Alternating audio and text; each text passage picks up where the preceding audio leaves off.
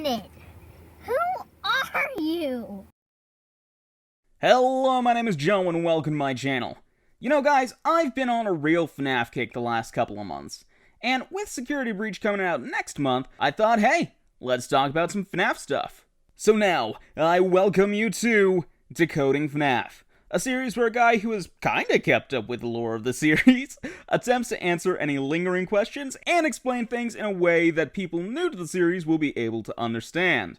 And the topic for today is about something old, something new, something borrowed, and something brown? Gold? Well, that's the question we're gonna be answering today. So, for those of you who don't know, Daco, a prolific FNAF YouTuber, recently did a 24-hour charity livestream for St. Jude. He did a great job, by the way, raised a ton of money, and Steelwool provided little teaser images for Security Breach as donation goals.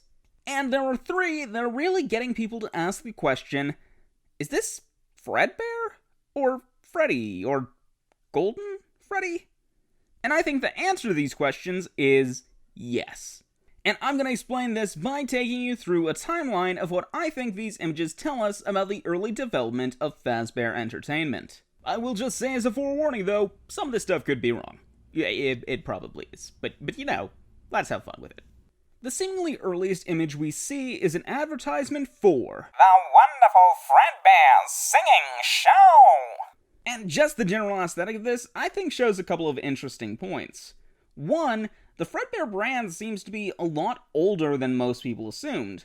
This kind of aesthetic of the poster, and it being in black and white, places the brand being founded in probably the 60s, if not earlier. And two, it shows that it started off as what seems to be kind of a dinner theater type thing rather than a family restaurant.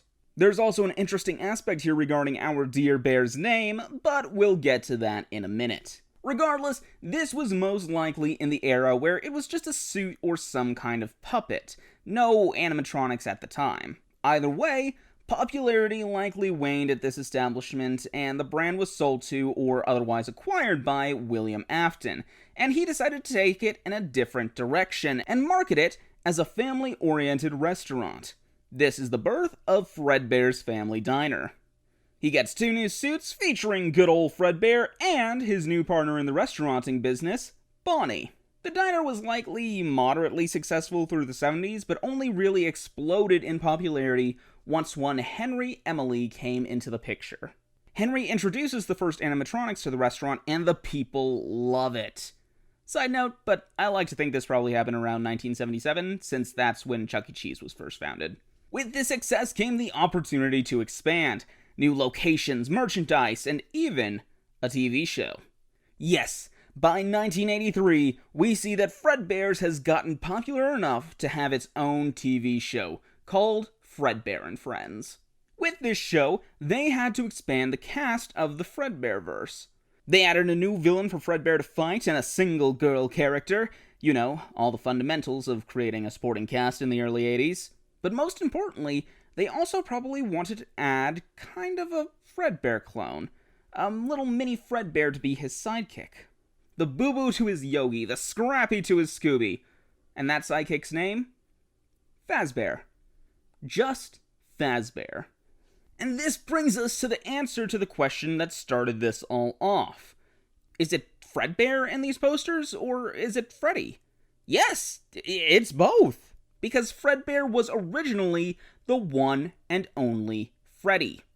We see this in the original poster. The character's name is Fredbear, but he's referred to as Freddy. Why does he look more like modern Freddy in the posters, with his black hat and bow tie?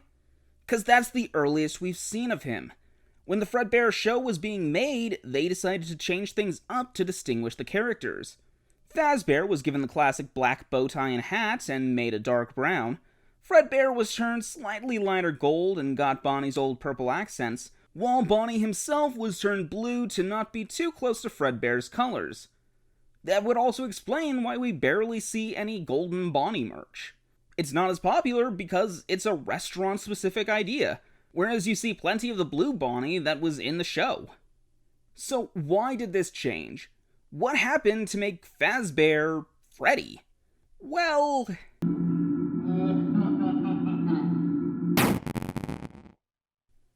Yeah, that happened. After the bite of 83, whoever was in charge of marketing would have known they needed to shift away from the Fredbear name, but would have wanted to still keep the concept of Freddy the Bear that had been ingrained in people's minds, and probably held a lot of nostalgia both for their customer base as well as anyone who would have watched the Fredbear show. So they took Fazbear, said, hey, you're the main character now, and acted like Freddy, the mascot of the company, had always been Freddy Fazbear. This is even kind of supported in Help Wanted, given the Faz tokens say that Freddy Fazbear's Pizza had been around since 1983, meaning they probably swiftly rebranded all the Fredbear's diners after Crying Child's No Good Very Bad Day. Obviously, they kept the classic characters around, as seen by the fact that William Afton uses the Golden Bonnie suit to, well, you know. But they were probably rebranded as simply Golden Freddy and Golden Bonnie, and acted more as servers while Chica, Fazbear, and the blue/purple Bonnie took the main stage. Poor guy. Originally the face of the company and now rebranded to just be a recolor of the real main character. But hey, those are just my thoughts. What do you think? Agree? Disagree? Think I put way too much thought into this? Let me tell you, I did. Let me know in the comments down below. And, subscribe. I'm gonna try and do a video every couple of weeks, so you might find something you like. Till next time, safe journeys, my friends.